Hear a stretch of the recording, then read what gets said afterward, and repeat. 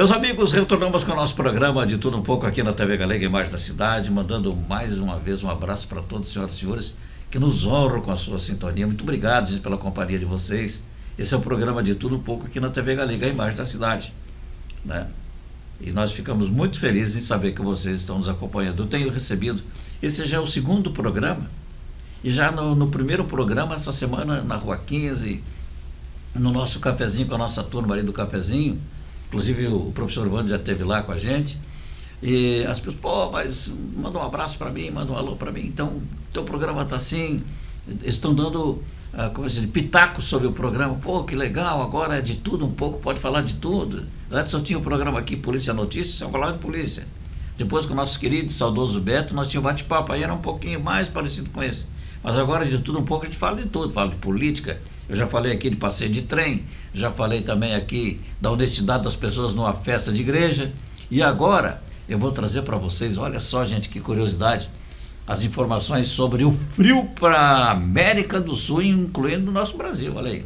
Um frio intenso se aproxima do Brasil e vai derrubar as temperaturas, inclusive com previsão de neve para o sul. Isso aconteceu por conta de um fenômeno raro que elevou a temperatura da Antártida a 30 graus Celsius acima do normal. Essa onda de calor na Antártida vai impactar o Brasil, mas com o frio. O ar gelado trazido do continente vai atingir diretamente o sul do país. A partir da quarta-feira, dia 7 de agosto, os efeitos começarão a ser sentidos no extremo sul do Brasil. E então, a região sul, parte do centro-oeste, o sul de Minas e o estado de São Paulo terão uma queda nas temperaturas. A capital de São Paulo, por exemplo, tem previsão de ter mínima de 6 graus nos próximos dias. E no sul, existe uma possibilidade de nevar em regiões mais altas. Essa frente fria também vai levar chuva no auge da estação seca para áreas do centro-oeste e do sudeste. Prontos para o frio? É melhor já preparar os casacos pesados. Né, gente, eu que arrumar os casacos e os ponches, né? Que nem diz um amigo meu, se tu tá esperando o frio que tu tá esperando, tu vai ter que colocar uma ovelha no pescoço. Professor Wander, pois é, depois da história assim do Brizola e do Lacerda e da morte do Brizola, e o que o senhor me diz depois, quando nós tivemos aí o tempo do militarismo no nosso país, eu me lembro que eu era oficial da Brigada Militar. Me lembro que naquela época não tinha, os comandantes das polícias militares eram comandados por um general. Sim. Todos os comandantes das polícias militares do país tinham que pedir a benção para um general que era comandante geral por ordem do presidente da República. E não era presidente eleito, era um tipo de um colegiado interno lá que escolhia lá, como escolheram... Presidente da República? Escolheram lá, o primeiro foi o Humberto Alencar de Castelo Branco. Sim. Depois os demais, né, Arthur da Costa e Silva, Médici, enfim, Geisel e o João Batista Figueiredo. Só terminando o caso do Getúlio, tem muita gente que fala assim, o tiro que Getúlio deu no próprio coração atrasou o golpe militar em 10 anos. Isso aí não é bem correto, não é muito correto. Como eu tinha falado, a imprensa toda do país contra o governo e o povo que era, né, hipnotizado pelo Vargas, estava indo atrás da imprensa. E quando ele se mata, quando sai a notícia, virou. O povo todo parece que despertou e começaram a sair nas ruas e a arrebentar tudo que era contra o Getúlio. O jornal, a Tribuna da Imprensa, do Lacerda... Foi aquele chamado quebra-quebra? Sim, os jornais, aqueles caminhões de entregar jornal do Globo foram tombados, incendiados. O jornal do Lacerda foi... O Lacerda ficou 2 dias dentro de uma caixa d'água. Ele ia ser linchado se ele fosse pego. E, então, houve esse trauma nacional que eu elejo como o maior da história do Brasil, a morte do presidente, nessas refregas todas, tudo quanto é empresa que tinha o cartaz com nome de inglês, Goodyear, foi tudo apedrejado. Em Porto Alegre teve morte nas ruas, foi uma coisa terrível. Então ele reverteu a situação que ele estava vivendo. Foi uma coisa muito interessante. E é claro, ele ia ser deposto por um golpe militar, como tinha sido já em 45, ia ser. Agora, o golpe de 64 é outra conotação. não tem nada a ver com getulismo. Embora o presidente em 64 fosse o João Goulart, vizinho da família Vargas lá em São Borja, não é? Afilhado político do Getúlio. Não é? Mas o João Goulart era muito à esquerda. O João Goulart, no governo João Goulart, que começou com a renúncia do Jânio, olha aí o trauma, né? Quando o Jânio Quadros renunciou em 25 de agosto de 61, o vice-presidente era o João Goulart. E houve um pronunciamento de um general para que o João Goulart, que estava na China comunista, né, nem voltasse para o Brasil. Então houve um pé de guerra civil que durou alguns dias, até que ele, então, vindo da China, não veio direto a Brasília, ele foi a Montevidéu. E o senador, que depois foi eleito presidente da República, o Tancredo Neves... Que era o primeiro-ministro, né? Exatamente, foi o primeiro-ministro dele. Foi a Montevidéu dizer para o vice-presidente, então, João Goulart, olha, o único plano que nós elaboramos para evitar a guerra civil é você aceitar o parlamentarismo. Aí você fica como chefe de Estado, ou seja, não tem a caneta na mão, e o chefe de governo passa a ser o primeiro-ministro, que, pelo que estão dizendo lá, vai ser eu.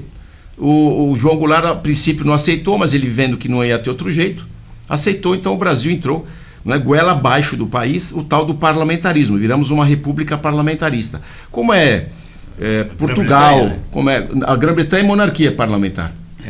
Como é França, como é Rússia, Itália, não é? República parlamentar. A Alemanha também, né? Alemanha. O presidente é eleito, mas é só chefe de Estado, só representa. Como a rainha da Inglaterra, o rei da Inglaterra atualmente, só representa. E as atitudes de governo passam para o chefe de governo, que é o primeiro-ministro, eleito pelo parlamento. E essa crise não foi superada até que o João Goulart antecipou um plebiscito em 6 de janeiro de 63, e o povo foi às urnas e disse não ao parlamentarismo. Então tem 2 governos João Goulart, de 61 a 63, parlamentarismo, onde ele não tinha poder nenhum, e a partir de janeiro de 63, quando o povo foi às urnas e deu 64% não ao parlamentarismo. Sim. O João Goulart recebeu o poder de volta, passou a ser de novo presidente da República, presidencialista, ou seja, ele é os dois, agora ele é o chefe de Estado e o chefe de governo. E aí ele começou a usar a caneta em atitudes que deixaram o país em polvorosa. E fala as pessoas que naquela época, inclusive ele se desentenderam muitos militares, né? Uns apoiavam e outros não, né? Sim, mas os militares de patente graduada. O João Goulart, ele começou a tomar atitudes que mostravam que o país ia virar um país socialista. Ele por exemplo, ele nacionalizou as usinas do Brasil. O João Goulart, como se diz, nacionalizar, mas tem um outro termo mais apropriado. Ele desapropriou todas as terras ao redor de rodovias, ferrovias e açudes e represas brasileiras. Isso é uma atitude socialista. E já Cuba, Fidel Castro começou a mandar no governo João Goulart guerrilheiros para o Brasil para começar a formar invasores de terras, que é o nosso MST de hoje. Isso em 63. Até que ele fez o grande comício da Central do Brasil, dia 13 de março de 64, assinando essas propostas todas, né, de frente para o prédio do Ministério da Guerra no Rio de Janeiro. Foi uma provocação terrível. Hoje o Ministério do Exército, né? É, exatamente. Ministério da Defesa. E nessa época, nesses últimos dias do governo João Goulart, os cabos e soldados da Marinha do Brasil, a Marinha de Guerra, entraram em greve. E você sabe como eu, greve é uma palavra que não existe na terminologia militar, não existe greve. É motim, prisão e expulsão. E o presidente da República, João Goulart, foi à Assembleia dos Grevistas da Marinha e apoiou o movimento. Tu imagina o que é isso? É verdade, eu lembro. 30 de março de 64. Então eu sempre digo, quem derrubou o João Goulart foi o João Goulart. Ele mesmo pisou. O presidente não pode fazer isso, em hipótese alguma. Aí na manhã seguinte, na madrugada seguinte, 31 de março de 64, o grande general Olímpio Mourão Filho, saiu de Juiz de Fora com a tropa para depor o presidente da República. E nós então tivemos ali algumas horas e sem disparar um único tiro, o João Goulart fugiu do Rio de Janeiro, foi para Brasília, limpou as suas gavetas, foi a São Borja, limpou suas gavetas e depois fugiu para o Uruguai, sem que o governo, sem que o povo, sem que as pessoas soubessem onde ele estava. No Uruguai, inclusive. Fazendas. Fazendas? Fazendas no Uruguai. Aqui ele queria fazer reforma agrária. Lá no Uruguai não, né? Essa é a mentalidade do esquerdopata, né? E aí então o Congresso Nacional, dia 2 de abril, declarou vaga a presidência da República, porque o presidente abandonou o país sem dizer nada para ninguém. Foi para a tribuna e disse isso, né? Sim. Quem era? Eu não me lembro o nome agora. Auro de Moura Andrade. Isso, Andrade. Senador Auro de Moura Andrade. Então foi declarado vago, não é, o cargo de presidente da República. O presidente João Goulart fugiu do país sem falar nada para ninguém. E diziam que naquela época esse que pronunciou isso, que estava vaga o cargo de presidente, ele não tinha respaldo positivo para fazer isso, mas fez. Não, tinha, era presidente do Senado, presidente do Congresso. Então, ele com certeza fez o que a lei previa. E aí, no dia 11 de abril do mesmo ano de 64, o Congresso elegeu o Castelo Branco. O general Castelo Branco era ex-general então já, né? De terno como você, de paletó, sem farda, foi eleito presidente da República. E os outros 4, Costa e Silva, Médici, Geisel e Figueiredo, pelo mesmo modelo, foram eleitos presidente da República. Pelo Congresso Nacional. O primeiro presidente militar, ele era Castelo marechal, inclusive. Marechal Castelo Branco. Cargo, né? Herói da Segunda Guerra. Então, os 5 generais que ocuparam a presidência da República de 64 a 85 foram eleitos pelo Congresso Nacional, como é na maior democracia do mundo, que é os Estados Unidos. Desde 1787, o povo americano não vota diretamente para presidente. Eles votam para delegados que lá em Washington escolhem o presidente, até hoje. A imprensa do Brasil, a grande imprensa do Brasil, não deixa nós percebermos isso. Não há eleição direta nos Estados Unidos, como aqui não houve de 64 a 85. Mas os ex-generais, os 5 ex-generais, foram eleitos pelo Congresso Nacional, pelos deputados e senadores que a gente elegia. Professor, nós já estamos com o nosso tempo esgotado. Muito obrigado por sua... Eu tenho que trazer você mais vezes aqui para a gente... Você é um enciclopédia ambulante, né? Sabe? Conhece tudo. Vamos falar sobre uma próxima oportunidade sobre a época guaranítica. Sim. Sobre é muito bonito aqui. É isso aí, Eu quero mais uma vez agradecer a sua presença aqui. Muito obrigado. E agradecer você que está em casa agora nos dando a honra da companhia. Muito obrigado pelo carinho de vocês. Na próxima semana, nós estaremos de volta na próxima sexta-feira, a partir das 8 horas da noite, com mais um programa de Tudo Um Pouco. Muito obrigado, bom final de semana e feliz Dia dos Pais!